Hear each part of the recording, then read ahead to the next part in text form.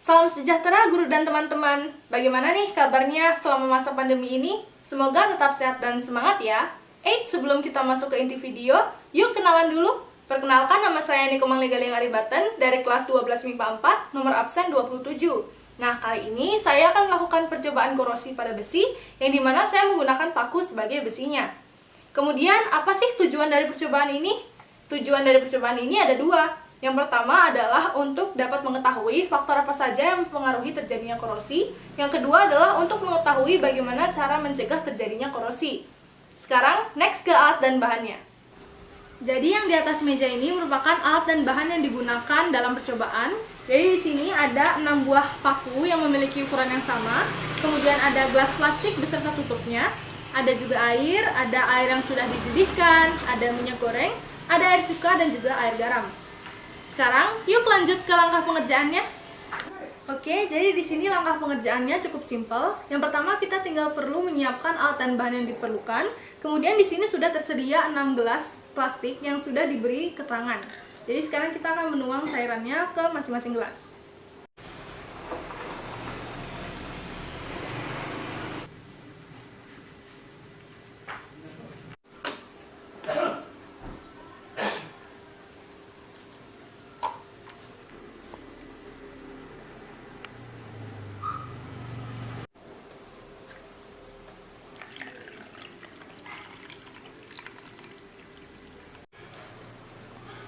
Nggak kerekam.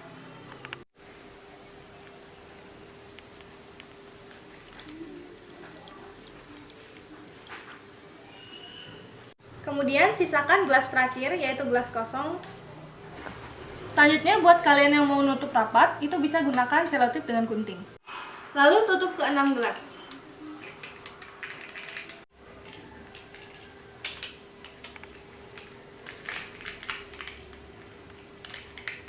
Jadi ini adalah ke-6 gelas yang sudah diselotip. Nah, kemudian sekarang kita akan mengamatinya selama 5 hari. Karena hari ini tanggal 5 November, maka kita akan mulai mengamati di hari pertama yang jatuh pada tanggal 6 November. Kira-kira apa ya yang akan terjadi pada paku yang ada di dalam gelas? Nah, sudah 5 hari. Dan sekarang tanggal 10 November 2020. Tanpa berlama-lama lagi, yuk kita keluarin pakunya dari gelas. Ya, ke-6 paku yang sudah dikeluarkan. Ini tadi gelas yang berisi minyak goreng, yang berisi air, ini air garam, yang ini air didih, ini cuka, dan ini gelas kosong. Dari ke-6 paku ini, kita bisa melihat bahwa terdapat paku yang berkarat dan juga paku yang tidak berkarat, seperti paku yang dimasukkan ke dalam gelas kosong dan paku yang dicemplungkan ke dalam minyak goreng.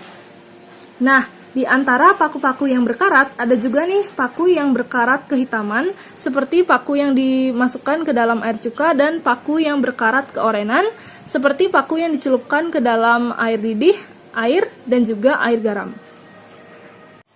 Selanjutnya saya akan bahas satu persatu mengapa antara paku satu dengan paku lainnya itu ada yang berkarat dan ada juga yang tidak berkarat. Pertama, saya akan membahas mengenai paku yang dicelupkan di air yang sudah dididihkan. Jadi, mengapa terjadi korosi pada besi?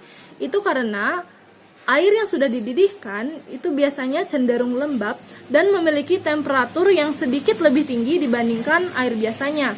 Di mana temperatur yang lebih tinggi itu membuat semakin cepat terjadinya korosi. Semakin meningkat temperatur, maka semakin meningkat pula energi kinetik partikel, sehingga kemungkinan terjadinya tumbukan efektif pada reaksi redoks itu semakin besar. Dengan demikian, laju korosi pada paku itu meningkat. Adalah paku yang dicelupkan ke dalam minyak goreng. Jadi, kenapa sih paku yang dicelupkan ke dalam minyak goreng itu tidak mengalami korosi? Itu karena minyak dapat menghambat kontak langsung antara besi dengan oksigen dan air, sehingga korosi tidak akan terjadi. Yang ketiga, ada paku yang dicelupkan ke dalam air. Jadi, mengapa paku ini juga mengalami korosi? Itu karena di dalam air terkandung yang namanya oksigen, yang dimana korosi besi tidak terjadi dalam air tanpa udara, melainkan dapat terjadi dalam air yang mengandung oksigen. Dan sebagai informasi tambahan, oksigen yang terkandung dalam air biasa itu lebih banyak dibandingkan oksigen yang terkandung dalam air yang sudah dididihkan. Yang keempat, ada paku yang dimasukkan ke dalam air cuka. Jadi, mengapa paku ini juga berkarat? Itu karena cuka termasuk ke dalam asam yang memiliki pH lebih kecil daripada 7.